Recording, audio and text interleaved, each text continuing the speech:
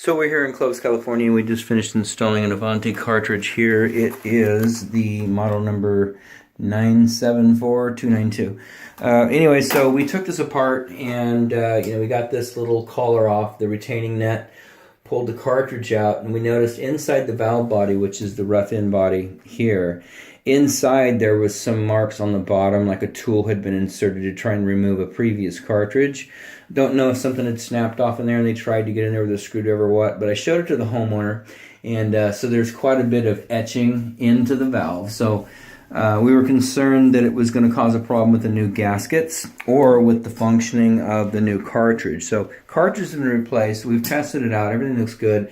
There's no water coming out of here. When we took it apart, originally there was some water dripping out of here, as well as the water wouldn't shut down up here.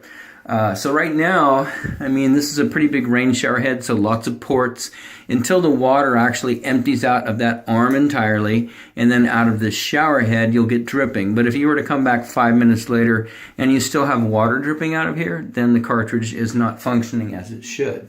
Right now, it appears to be, as you can see, there's no dripping out of the shower head, no dripping out of the cartridge itself, or the retaining nut. So everything's looking good. We'll go ahead and get the trim back on, put some silicone on there. Outside of that, this installation is done.